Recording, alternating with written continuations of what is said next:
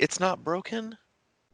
Or have you just become so comfortable with it being barely broken that it seems fine?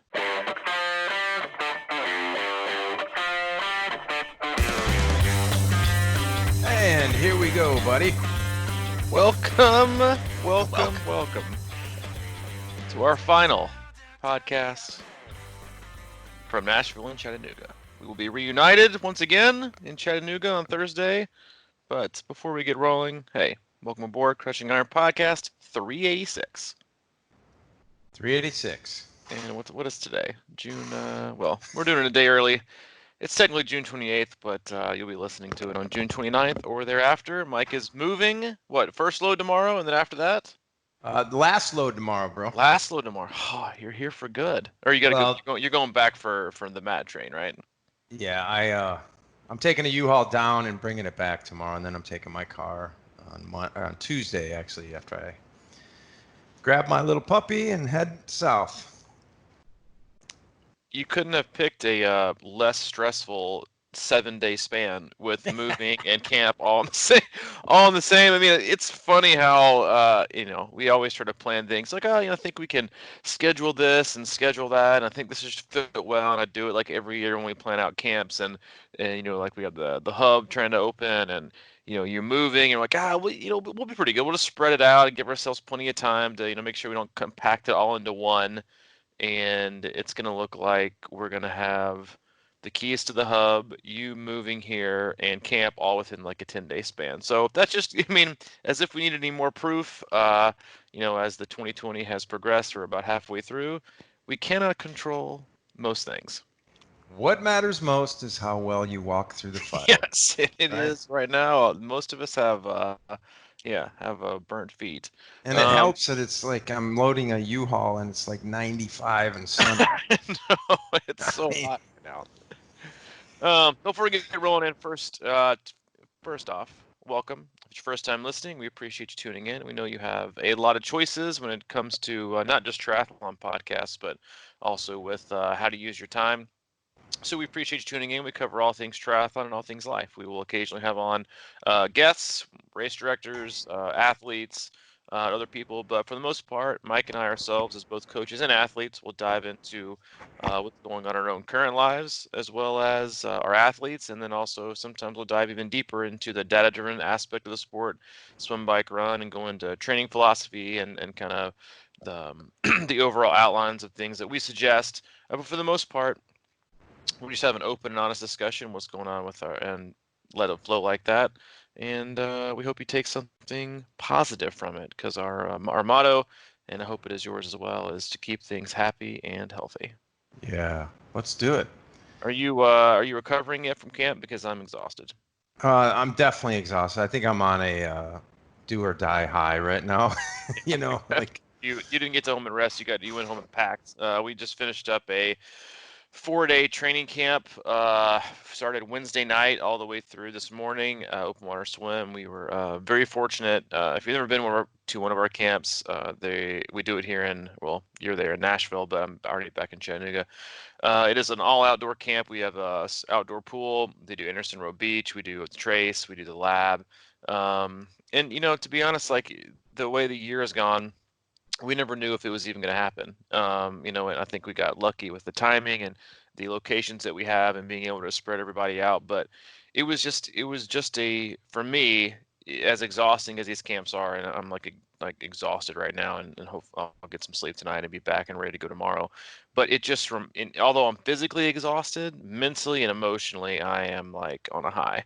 And that's how I feel after every camp. They're physically exhausting, and to an extent, as a coach watching over and supervising 25 athletes that are covering, 100 miles on the bike and swimming and running, it can be a little bit daunting and stressful at times. But I never leave camp feeling worse. I always feel my cup is overflowing. It's so great to connect with people, and it's just a great reminder of the things that matter. And as I was saying before, and as we all know, it's been a tough year with races getting canceled and everyone kind of feeling like they're stuck in their own pocket in their own house, or they're, even they feel isolated within their own community. And the general I guess feedback that I know we got, and then I know I got specifically from athletes, was that they needed this, that they needed a place to go, and we always talk about doing things that give energy back to you, that give yourself life, that give yourself energy, that make you feel full, your emotional and mental cup. And the way that I was kind of thinking about it was, like we wake up every day, to kind of give like an image, but we wake up every day with like a styrofoam cup full of water. And the moment we wake up, you got professional responsibilities, personal responsibilities, you got married, you got life, you got stressors. Basically every other moment throughout the day, there are instances where someone's poking a needle in that cup. You got responsibilities, you got people that need you, you got things to do, and over the course of the day, the water drains out, and at some point it goes empty. And you do your best to do things that positively impact you. You might read, you might meditate, you might listen to a favorite podcast, you might call a friend, you might go out and do a training session that fills your cup up. But it's hard. It's hard to get that cup to come back up to even. And the reason that people love coming to camp so much is, obviously the people, but you don't have you get to kind of put yourself in a bubble, and you don't have those other responsibilities and life stressors that are poking holes. You just get to basically wake up with a full cup, and then just take the pitcher and let it overflow. And then hopefully when you leave camp, that overflow of energy can hopefully carry you for a long period of time. So I know it has for me. It always does. And again, as exhausting as it is always 100% worth it. I agree. I'm the same way. It's for me as a late riser, and we talk about this all the time. I have trouble usually sleeping before races because I feel like that time just kind of condenses. And during camp, we get up super early, 4 days in a row, and it's sort of like, as much as I dread it, by the end of it, I know that it's a good thing for me. I always kind of have known that, and just getting out and being around people, man. You can't. There's no substitute for it. We talk about community and what have you, but I just think in general life, and this is a weird thing about being isolated and being around the same environment all the time really takes it out of you. Or it really, I don't want to say takes it out of you, but it really kind of dulls the senses maybe or something, and it kind of like dulls that electrical spark you might have inside you. And I think that a big part of that, and it's kind of something I wanted to talk about because I heard you talking about somebody, and I've talked about it with a couple other people at different times this weekend, was sort of this idea of stepping outside your comfort zone and, um, exploring different things and how those types of things are intimidating or scary or whatever, but they give you energy in the long run because you're getting better, you're learning, you're feeling more comfortable in uncomfortable situations, and there's something about that that's an energy. And I think that kind of translates with people coming in, maybe that don't know anybody here, right? I don't know anybody. I'm coming in and meet, and then you end up meeting a bunch of great people, and you're like, wow, that's going to recharge me for life. I think we like to. I think most people like that. We like to push ourselves in a controlled, previously known comfort zone. Does that make sense? Like Mm-hmm. we don't like to like really really go out there and over stress ourselves or really get uncomfortable. We like to know, like, I mean, and I'm this is my thing. Like I don't like big groups of people that I don't know. And so like if Allie's like, hey, let's go somewhere. It's a party. My friends are having. My first question's always, am I gonna know anybody there? Like I think there's like 3 or 4 people. I can't just go to like a random party with where I don't know anybody because I feel super uncomfortable. But and I think that's what camp does for so many people is you might know 1 or 2 people, and you're putting yourself in a situation where you know how to swim, bike, run. You don't know all the people. You don't know specifically the training sessions. You don't know the environment. You don't know what's going to be going on.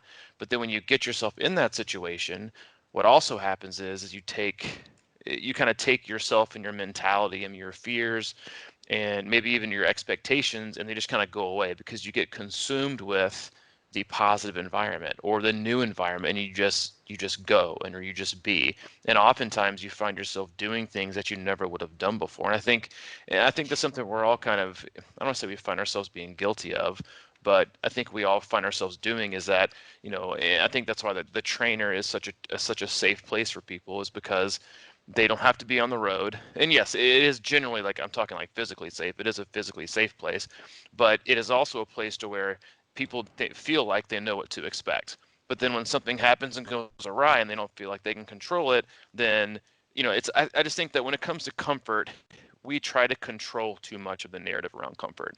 And I think there's, as long as it's safe, obviously, I think there's just a lot of benefit in putting yourself in uncomfortable situations. Like, we had a guy come to camp, Ronnie, who literally had no idea who anybody was. He Googled tri camps and he somehow found ours and was like, "Yeah, I think I'll sign up and come." And to me, like, that kind of courage is, for me specifically, it's something that I don't currently have. That's something not that I would not do. I'd be like, "Oh, I need to know like at least half the people. I'm not gonna go. It's not my thing." But I see I see so many opportunities for growth in those kind of scenarios. I couldn't agree more. It's such a great opportunity for people to get out of their comfort zone here and to try new things and, you know, face, especially because of what's been going on and we haven't had a chance to, like, for example, swim. You know, we went in the water, open water, and people haven't even been swimming. But like, you know, these are venues around here that we do at Tri Camp in Nashville that when I started, I remember being intimidated by them. You know, a lot of the lake itself was kind of intimidating just because of the swim situation that I didn't have in a background. But riding out at Natchez Trace, I mean, the thing of it is when you get done with those things and you kind of conquer that, that's when the energy, and I think the analogy is like when we go into camp, there's probably there's excitement and apprehension a little bit on our end just because there's so many variables and different types of people coming in, right? That we are always kind of excited, but also kind of, we're accountable ultimately for the camp. So there's all that, and it's sort of this, once you get through it, you're like, man, yeah, that just takes it up. And you said it towards the end of camp, you're like, a lot of people have told you that this was the most well-run camp and buttoned down, and the cohesiveness of everything was probably the best that they've seen. And this is from people who've been to multiple camps. So I think that's kind of the lesson is that once you kind of just keep going back in there, and when you come out the other side, you're better for it, and not only with skill level and everything like that, but energy and confidence, right? Yeah, let's be fair. I think that their judgment may have been clouded because I introduced a new post-workout feeding this year, which was I brought Coke and Snickers Oh, after the long after the long yeah. rides and runs. So I think that's what may have gotten some of the good feedback. Dennis Myers, who he was actually this is his fourth it was his fourth year in a row of coming to camp. He requested paydays after day one. So what did I get? I got paydays. Actually, never eaten a payday, but they were actually a huge hit outside the Dennis Myers Club. But Have you eaten one it's yet? I know.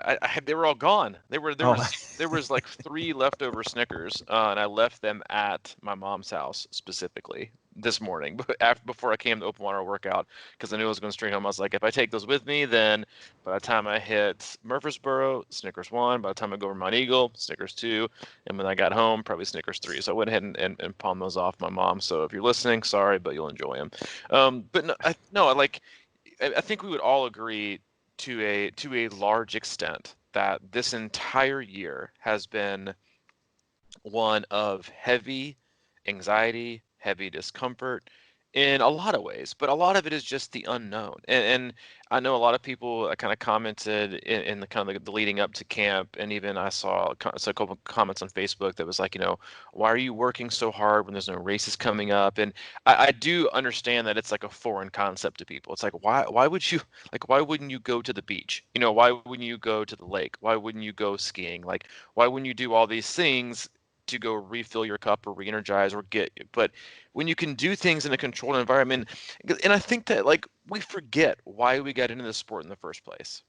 That like everyone comes to this sport, and because that's why I love it, because it's three sports. No one comes to triathlon and says, I've got I swam year round growing up. I also ran track, and by the way, I used to be like a high level mountain biker. No one ever does that. So everyone always has something that they're incredibly uncomfortable with. They have that either one of the three, or a lot of times two of the three, that they consider their weaknesses or the ones they're the least comfortable with. And that's why this sport is so wonderful and so great, and because it provides so many opportunities for growth. because the branches of that tree and those opportunities are so wide and so broad, because it is three sports, because it is different race venues. It's not just, like, using track as an example. Yes, it's different distances, but it's track. It's there's You're not going to get variable terrain. They might be in different places, but it's all standard. You might have different wind conditions, but other than that, you're basically timing yourself over and over again around a controlled distance. Well, yes, is triathlon the same way? It is. But when you have different terrains, not just different terrains in each specific discipline, but it could be the whole entire thing. You can go to, Gulf Coast 70.3, which is a race I grew up doing before it was an Ironman branded event.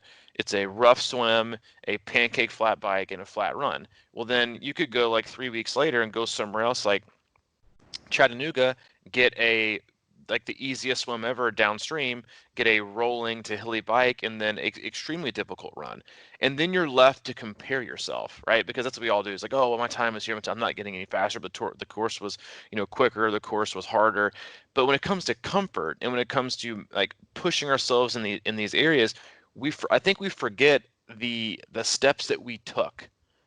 And I think this is applicable to athletes that are just getting into the sport, that are newbies or beginners, or we're going to call them, and those of us that have been in the sport. Because what we also find ourselves doing is we forget how many things we did that were uncomfortable when we first got into this sport, and Yeah, we it's become and huge. we become totally complacent, right? Like I've shared this story before of, I did this race in Kiowa Island on my way back. I was moving back from Hilton Head Island to Nashville, and I did this race on the way home. And I remember getting out of the water and running up the beach, and I was like, I am totally dead last. I am the worst. It was like my third triathlon ever. I was like, I'm probably gonna quit. And then I rolled up the transition, and I actually was like the first person out of the water. But we always assume, and these, a lot of campers express that, I just thought I was gonna be the slowest person here. I don't want to slow people up. I'm way too intimidated. You just kind of assume these things. And so when you're getting into the sport of triathlon, you have to ask about new gear. You have to ask about what races to do. You have to ask about, what are these zones we'll talk about? What is an indoor trainer? How do I shift? What gearing do I use? Do I need these piece of equipment for swimming? How should I swim? Like, what is even a lap or length? Like all these little things that we take for granted as we move forward in the sport, and we're in it for 5, 6, some of us 10, 15, 20 years. And then you get complacent, because not just because you feel like you know everything and because you've been around the block, but you tend to only push yourself in your same scenario. You end up becoming that person who won't get in the pool until they what? Until they get their special lane, or they get flustered when they get to the locker room and their locker is taken, or it's got to be perfect weather, and it's got to be, great conditions to go run and ride. Like, we get very comfortable in our own little sphere of triathlon. And we forget that when we first started doing this, we had no idea what we were doing. So everything we did was super uncomfortable. We didn't have answers. We were reading books, we were reading magazines, we were looking online. We were doing whatever we thought because we just didn't know. And every day we went out the door, whether it was running, cycling, swimming, we were doing something brand new. And I think that's also why the growth that you feel when you're a beginner from like year one to year two is so massive.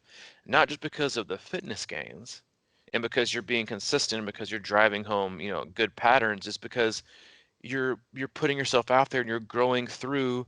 And I think discomfort is a word that people generally associate with like something negative, but that's also not true. Discomfort could just be not feeling totally comfortable, which is also totally fine, because you're not going to grow. Think of it this way: is being totally comfortable is active recovery, right? If you're doing an active recovery ride or easy swim or easy run, that is comfortable, and it's supposed to be comfortable.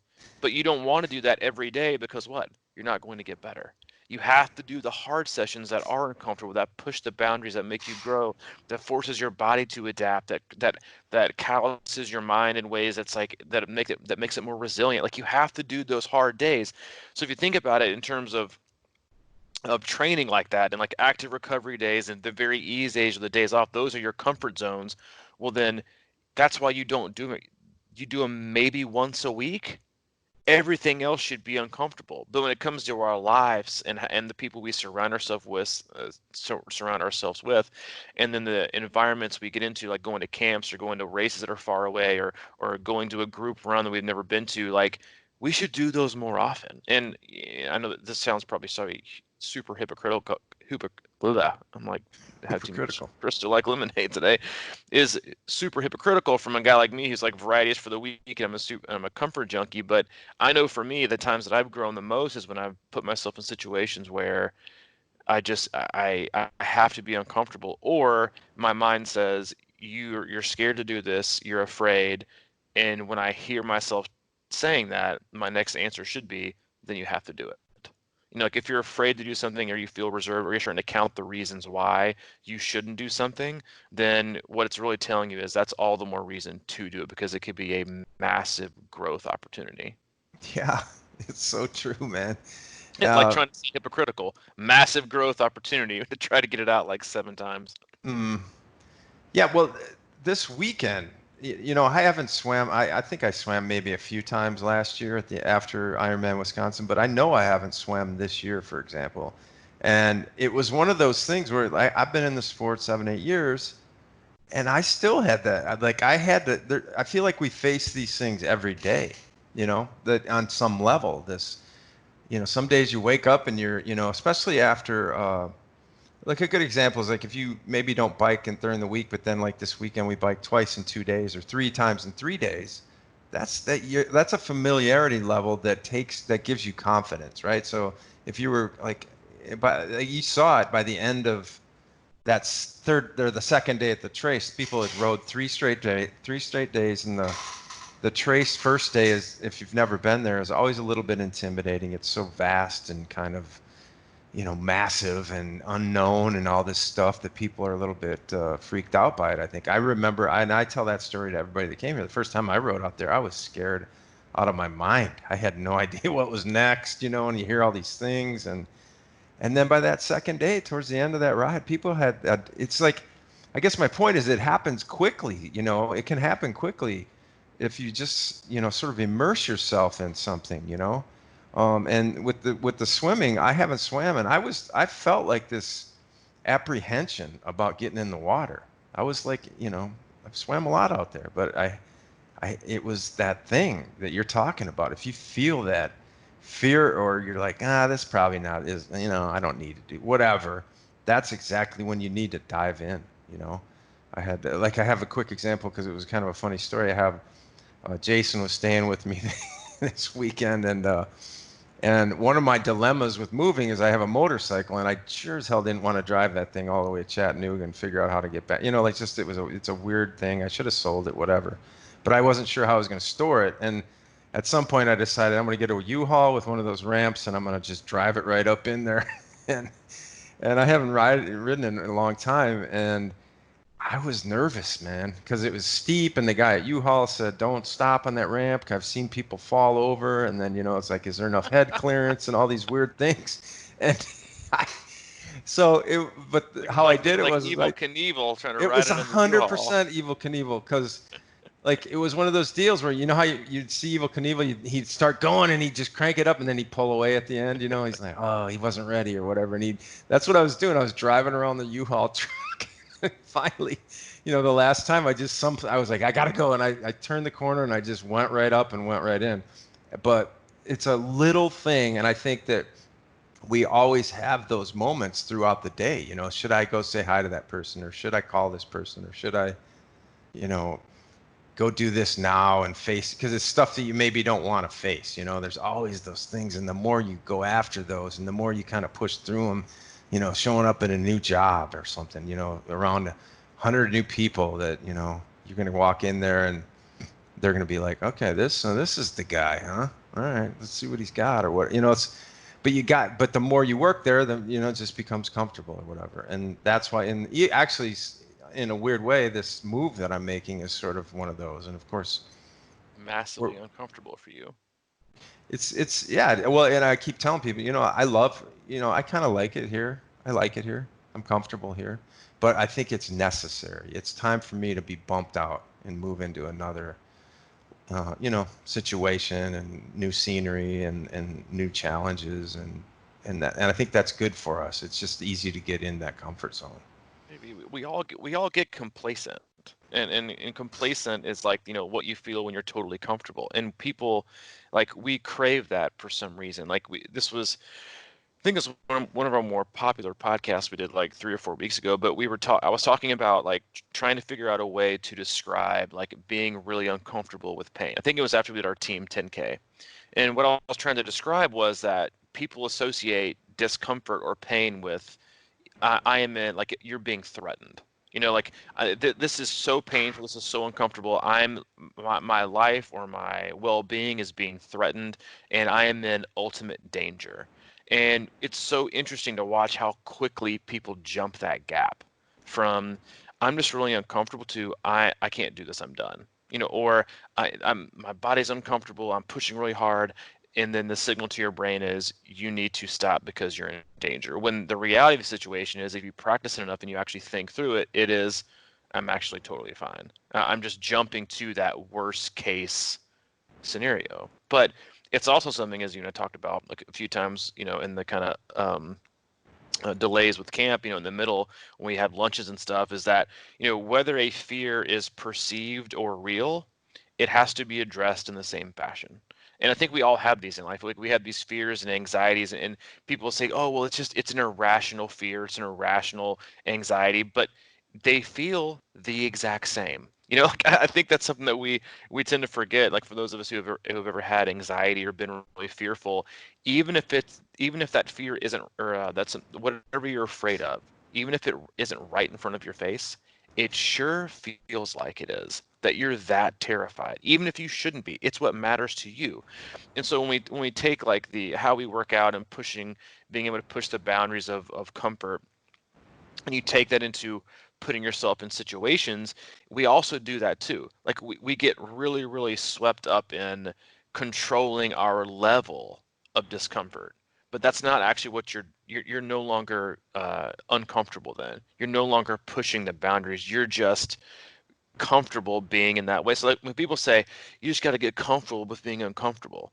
Well, to me, when I hear that, because I'm not a huge fan of that saying, but when I hear that, I'm thinking, well, if you're comfortable with being uncomfortable, then you're still comfortable, so you're not growing. So make up your mind. Do you want to be comfortable, or do you not want to be comfortable? And I think there's a happy medium there, but like you can't be both. You can't be comfortable and uncomfortable at the same time. What you can do is understand that being uncomfortable or being, or having even pain to an extent, like people feel pain. We feel it every day in some way, shape, or form, whether it's mentally, physically, emotionally, whether it's on your trainer, whether it's reading an article online, whether it's hearing bad news from a friend.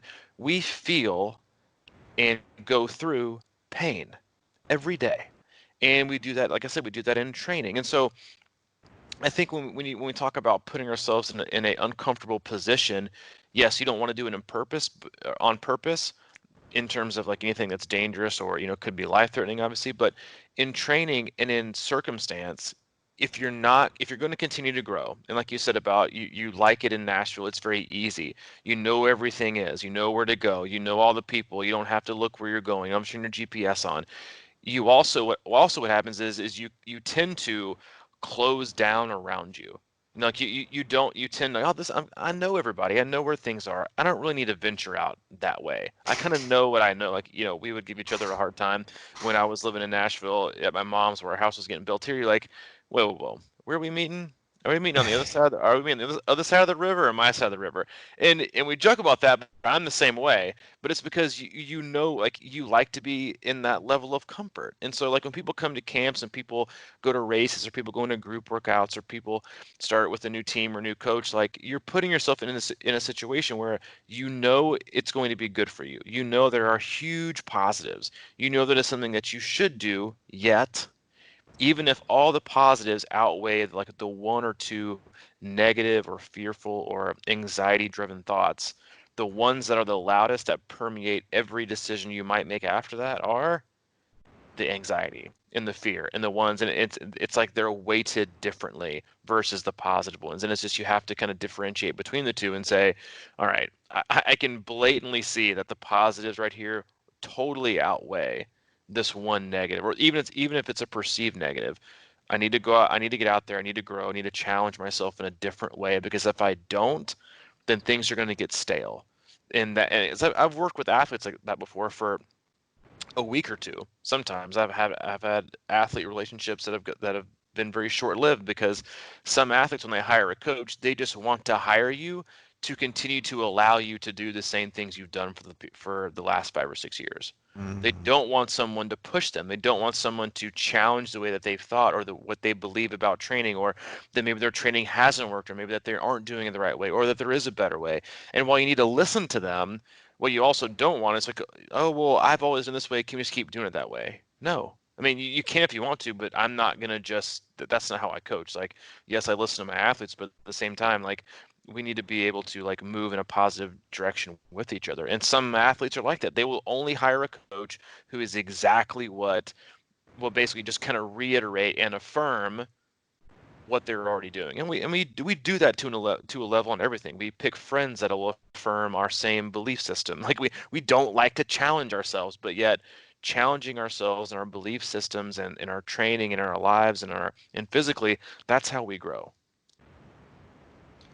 Man, that could open a whole can of worms I, there. I know, It's just don't go there. it's just like, yeah, it, and I think that gets harder as we get older too, right? You know, that it's like, man, I've already been down that road. I don't need to learn that. I already know what it is. And, you know, you kind of, and there's some truth to that, I suppose. You know what works for you and everything like that. But I think that's honestly one of the things that has kept me feeling younger in my skin is that I have sort of pushed those boundaries a lot and done things that kind of seem, you know, illogical. It's like, why would you do that? I don't know. I just need to do it. You know, it's kind of why we do triathlon in the first place, right? You know, people look at us, why the hell would you do an Ironman? That seems ridiculous. You know, 144 miles of whatever in one day. Why do you do that? Because I have to force myself out of where I am sometimes. And then it kind of closes that gap between, you know, who you think you want to be and who you are. And that's the thing, right? It's always because we all have these aspirations, I feel like, and sometimes they're clear for people, and those people seem to sail right at them. But if we're not super clear on where we're going or where we want to go, we know we want to do something and be somebody different. But it's sometimes these hard things is taking yourself out of that comfort zone that is the catalyst towards pushing you towards that. And racing's that way too. It's like I think that you know it's uncomfortable to try and race an Ironman, but for some reason, 99% of us seem to figure out where to get that energy level. You know what I mean? It's like, where does that come from? And I Yeah. mentioned it kidding around, and I found that do or die high with my packing. You know, I think I rode my two longest rides of the year back to back on Friday and Saturday. And granted, I didn't run because of my foot, but still, that was for me kind of an output of energy above what I have been doing in quite a while. And I came home that night and like get right into that because I got to do it, right? I have no choice really. I had to load that thing up and I backed myself sort of in that corner. And it's amazing the energy you can find when you just sort of push through and break through the wall because it always seems the hardest when you're about to make a breakthrough too. And that's a lot when a lot of people give up. You know, it's Yeah. sort of like that uncomfortable feeling of going out and riding the trace. And I know I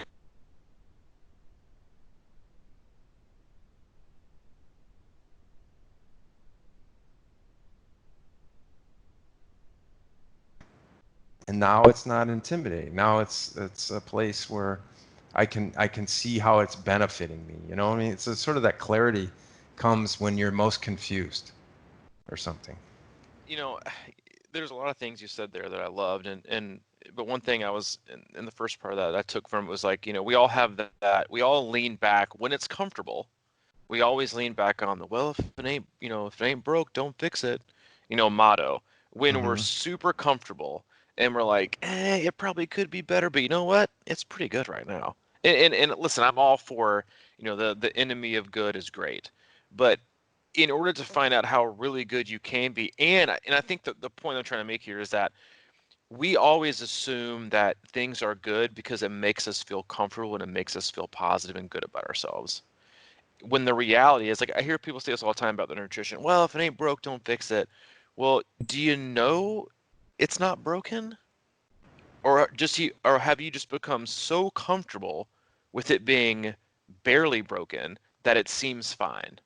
And I think Mm. people do that in their training. I think people do that with life, with their relationships, with their jobs.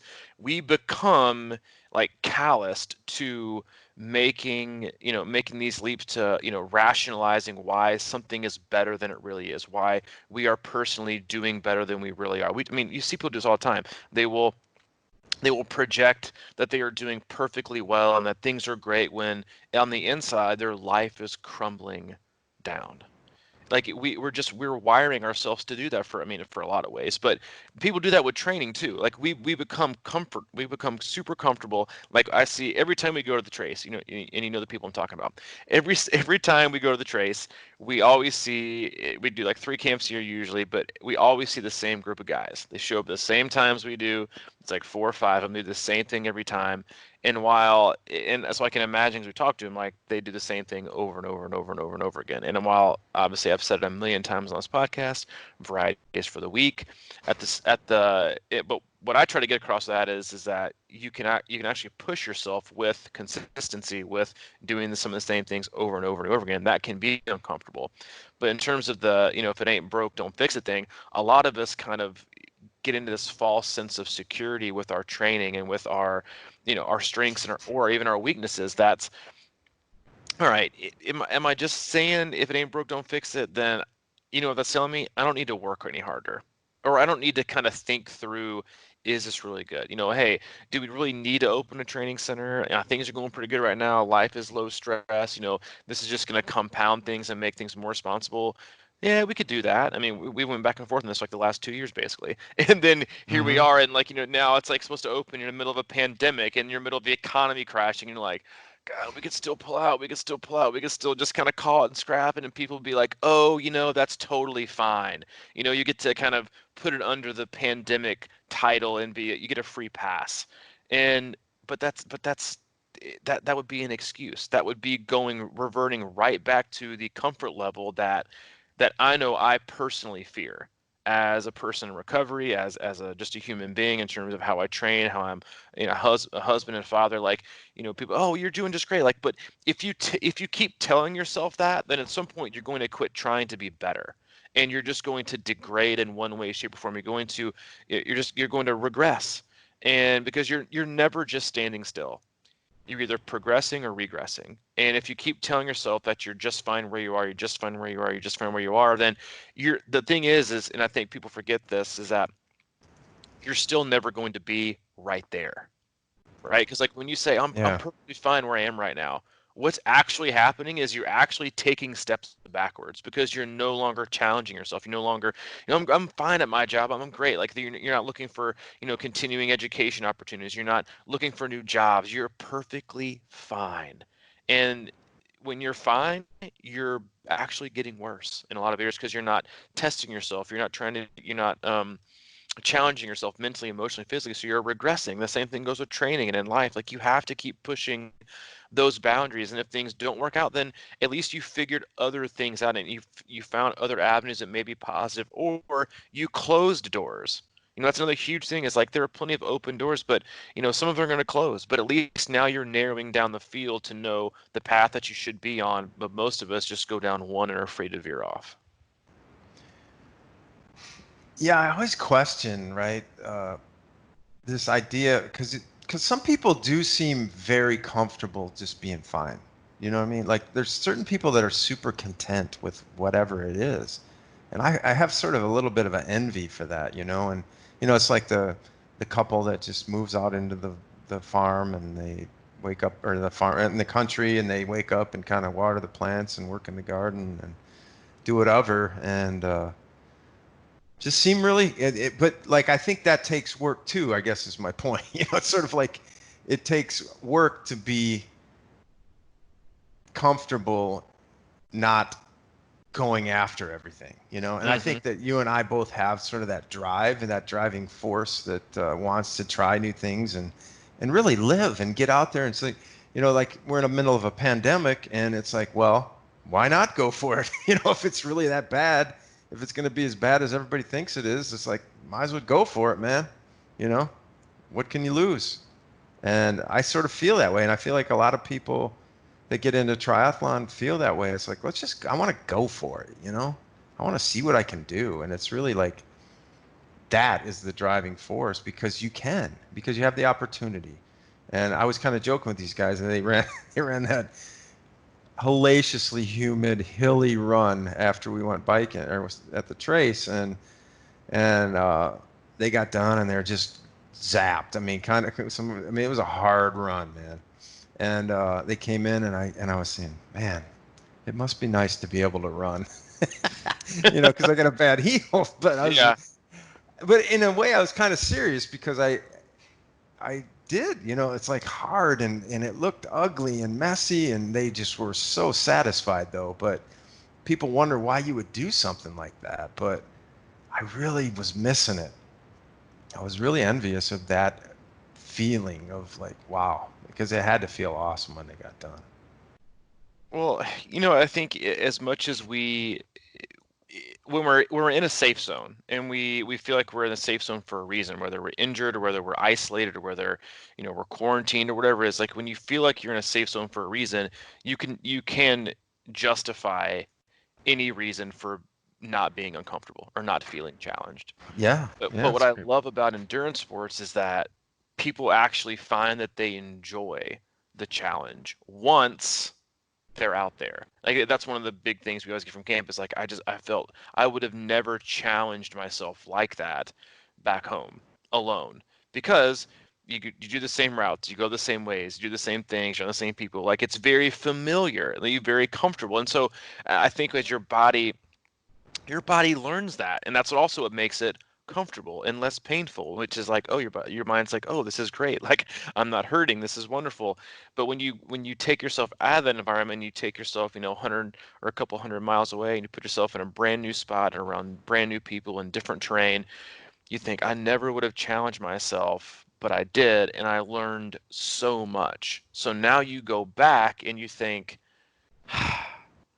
what now, where can I find different avenues to now test myself? Because what we find happening with most athletes is that we talk ourselves into becoming the way that we think and the way that we believe and who we see we are, whether we see ourselves as a great athlete or a poor athlete, we usually become that.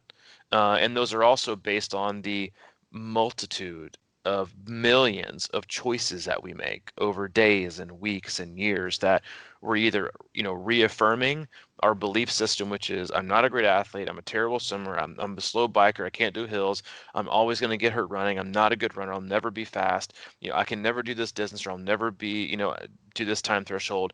When you think and say and believe those things, you're not just degrading obviously like your soul to an extent, I believe, but you're eroding the fabric of possibility, because we all have, and I think when people hear this, and people will probably scoff at this as they listen, is that we all have endless possibilities, things to achieve, people to meet, professionally, personally, physically. We all have endless possibility to do anything and to be anything.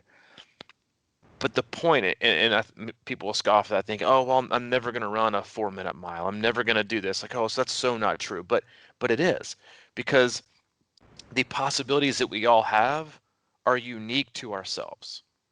And so when you judge the realms of possibility and the realm of performance on the total ends of the spectrum of, running a sub 5-minute mile, or I don't want to be a 15-minute mile person. And then when everything in the middle of that becomes just what it is and becomes unimportant, or not as, it's not at the ends of the extreme, because that's where we are right now as a planet. We're all about extremes. Nothing, there's Hmm. no such thing as being in the middle. It's all extreme. And everything that lies in the middle, the other 98% is that possibility. But you're right. If you believe that not that, that everything's possible, whatever you want to say, that if you believe that, then not only are you not going to achieve things, you're not even going to come close.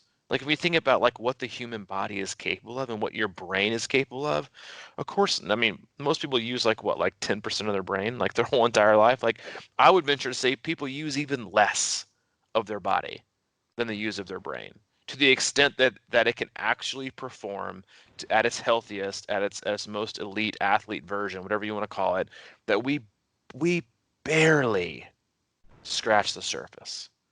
And people will say, and they'll fall behind the category of, I'm just not built like that, I'll never do this. And I'm like, but here's the thing about endurance sports is that you're truly never done.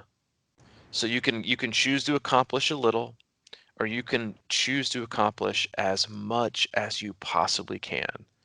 And the thing is you're never going to end up, if you're in this sport long enough, because the trajectory isn't always straight up. If you got in the sport like I did when you were in your early 20s, and you do it till you're 50, guess what's going to happen? Your times are going to get slower to faster to faster to faster to faster, and then they're going to get a little bit slower, a little bit slower, a little bit slower, a little bit slower, a little bit slower. So the trajectory that we all look for and that we all crave, which is always getting better, getting better, getting better by a time standard, is void.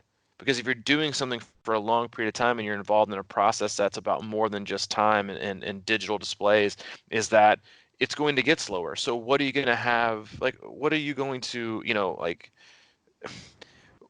what are you going to fall back on and say, like, what did I get out of this? Like, what are you going to remember the most? And I was having this conversation with an athlete at dinner last night, and we were kind of looking at each other, and I think we like teary-eyed for a second. He was thanking me for something, and we were talking about the whole year, what's going on, and because I tell all my athletes that I love them, because I really do. And he was like, but, and he was like, no, I really do, like, I love you, man. And I was like, and I love you too. And we talked about like business and life and money, and I was like, dude, because when it's all said and done, like, what do you have left?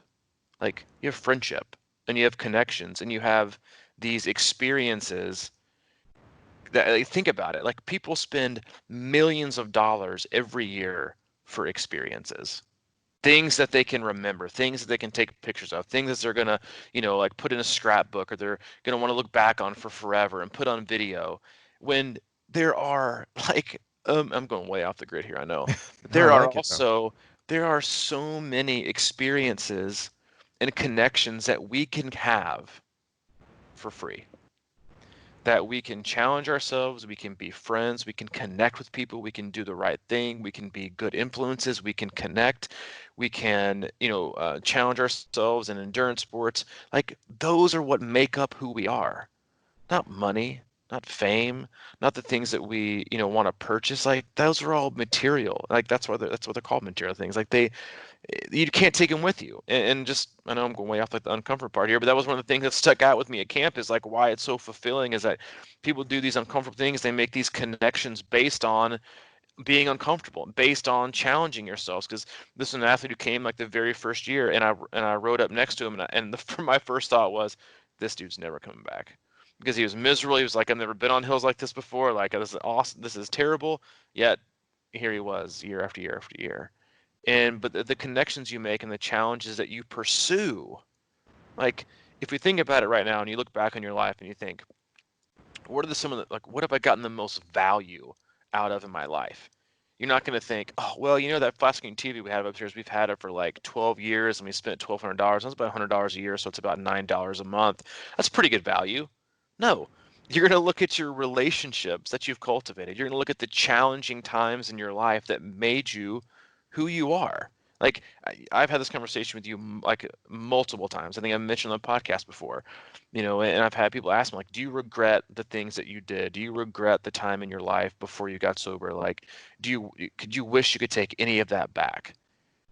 And my answer, which might seem stunning, is no. And do I wish that, that I wouldn't have hurt the people that I did, or put some people through certain things? Absolutely, because it affected other people that had no business affecting. It wasn't their fault. But for me, absolutely not. because it was what I needed. It was the challenge that I had to overcome because my ego was so big and I was so stubborn and I was hurting so bad and I was going through so much that I had to have that to get to this. So no, I would not even like there's no amount of money that you could pay me to go and trade that, which I know sounds like insanely crazy to most people, but I would not trade it and I wouldn't go back and not have it. I mean, I actually hear that a lot of times. You know, people that have gone through hell and they're like, I needed it, and I wouldn't change a thing because it's life. It's that we do spend a lot of time, I think, trying to make life safe and perfect, and but that's just not how it is. I mean, you look back, everyone has gone through everything they've gone through is what makes them who they are today. And I love what you said about experiences and the difference between experience. One time I heard somebody said, "I'm done buying stuff. I'm going to spend my money on experiences because that's what matters and that's what you remember and that's what really defines who we are." I think the first thing you popped in my head was, other than these camps, is like I went to the Final Four one time, and it was like I spent a crap ton of money on a ticket, and I thought it was stupid. But man, that's stuff that me and my buddies, that's what we talk about. And like this weekend, it's too close right now, right? Because it just ended. But for years, everyone that was here is going to talk about this weekend. We're going to have memories. There were things that happened and things that were said that is going to join them for the rest of their lives. And it's going to be a common ground of connection. And what that is everything, you know. It's like growing up. It's like you have memories with your family or your best friends when you're younger, or and as you grow on, the closest people in your life, they create those memories and they create those experiences that you go through. And it's not about like it's so easy for everybody to sit at home and stay at home orders and just pop Amazon every other day and something, and then it comes in the mail. It's here, and you open it, and you're like, oh, this is cool, and then you just set it on the table and you never even touch it for like a month or ever. Like I've had stuff that just sits around, and you're right. What's the value there? What is it? You know? I think we all go through periods in our lives where we like what we see value in is, I think it's always going to change, over time. It's based on what's most important to you in life. Is it friendship? Is it connection? Is it experiences? I mean, is it material things or whatever it is? I think it ebbs and flows. But I think when we're often reminded about what like things that we like constantly crave, is that, and that's like one of my biggest like areas right now in terms of worry. And I know I mentioned this before, but it's like the effect that this isolation and quarantine is going to have on so many people's depression and anxiety and their overall mood and like how they totally feel, and like it's things that are going to last with them for years. And it's a genuine huge fear of mine that I have for people, that I have for my athletes specifically, that I know struggle. Because I mean, I know for me specifically, like I'd be gone. Like if I was in a rough spot like I used to be and I was drinking, I'd be long gone, man. I wouldn't even be around. Having gone through the last like 3 or 4 months, like most people have, and isolated and stuff, I'd be gone. And a lot of people are, and it's scary. I don't want to like end this podcast on like a negative note, but it's the part of it that just reminds us how, or it has reminded me, I won't speak for other people, but has reminded me that while Zoom calls are great, and while phone calls are awesome, and getting a letter in the mail is like unheard of, and texting is the new norm, and Snapchats and whatever it is, that there is literally nothing better than being able to sit across from a person and have a conversation or be near someone and feel the energy. You cannot feel that through a Zoom. I was talking to my sister about this, who's a therapist, and how she was talking about telehealth and whatever, and she was talking about the challenges that it's presenting in being able to say things to people, and because you just can't, like picture like being in a therapist's room, you can feel the energy, you can say things, you probably and get things across in a different way than over a laptop. It's like it's just not the same, and I don't want people to think it's the same, because it's not. And there's so much connection that we can still have, and I hope, for everyone's sake, that sooner rather than later we can all get that kind of energy and that kind of feeling of community and connection with people that matter, the people that we love, and not just, acquaintances and passerbyers and whatever. It's just like genuine experiences that we can have every single day. Mm-hmm. Yeah, and just like getting out of bed to go work out every day, that hard crossover from the putting your shoes on. I think we all have to keep that in mind. What you just said is that every day, it's real easy to say, yeah, well, we're in our houses. I don't want to make Hmm. an. I think we Yeah. need to make those little efforts of connecting with people that, you know, I'm sure that we all have people that live close by that we're just sort of like giving in to not seeing them because there's sort of that built-in excuse or something. And I think it's our responsibility to kind of keep that momentum going, at least the responsibility to ourselves, Hmm. to not let that isolation compound exponentially on top of us. Amen. All right. Can I end it I with a got it. PSA? Yes, you Oh wait, can. wait, no, no, you were gonna say something real quick. What were you gonna No, I say? was You going got to to. end it, so you end it. I mean, not end it. No. I was going to say I had a little funny, so you go ahead and end it with Oh a yeah, PSA. yeah. Let me do this first then, before you drop in the funny liner. Yeah, but I mean, in all honesty, like just a general PSA, like if you are, because I've been there, and I know I work with athletes that are there right now. I know friends, I've had family, other people. Like if you are in a spot where you feel isolated and that you need to connect and you need help in any way, shape, or form, like I know it's hard to get right now, and it's hard to reach out. Like please reach out to someone and understand that we are, as humans, we are all going through a gigantic pile right now, and I think some of us are unpacking it a little better than others, but the fact of the matter is we've all got it, and so we all need to unpack it. And so go, talk to a friend, a loved one, or anyone. Shoot Mike and I an email. We get emails all the time that you'd probably be shocked. Or if you're, like the athletes that we work with, just open up Training Peaks and pop in a paragraph. But connect, find ways to open up, find ways to, increase your pipeline, of positivity, and understand that there are so many other people out there that are literally going through the exact same things that you are, and that would be more than willing to help and lend an ear, and you might find that you can heal each other at the same time. I like it, man. Now for your joke. It's true. It was. I was just going to say, in the sort of theme of this podcast, I appreciate you stepping out of your comfort zone tomorrow to help me unload that U-Haul. Whoa, whoa. Unload the You told me it was like a singular couch talking about here. Yeah, there's a couple big items. If you can help me get through that, I'm sure you haven't done it let in a few me months. let me check my calendar. I think I had a dentist appointment. They're closed. Let me, no, I'm kidding, man. I'll be around. I also gotta make sure Sam's available. He's the big, strong, young one. Um, but yeah, I'll be around. Exciting stuff. As usual, we are always appreciative, as we said at the outset of this podcast, for you tuning in. We hope you got something out of today. Obviously, it wasn't a super technical podcast in terms of triathlon, but it was what was on our minds. And camp's always a kind of we kind of do our own mental and emotional unpacking, if you will, after camp, and kind of digesting it as we kind of talk through it. So we appreciate you tuning in. We'll have more coming for you on Thursday. If you haven't been, swing by the website, c26triathlon.com. It is your one-stop shop for all things camps, community, and coaching. We will update that soon with our camps that are available next year. The technical camp, which is it's only got one spot left. The other one's halfway full already. We'll post those or maybe link to them in the show notes, but they'll be available. That's a fun time, great people, great environment. If you need anything specifically, Mike's email is crushingiron@gmail.com. If you need anything from me, have any questions, you can always get to me at c26coach@gmail.com. All right, buddy. I will see you tomorrow. We'll see you tomorrow.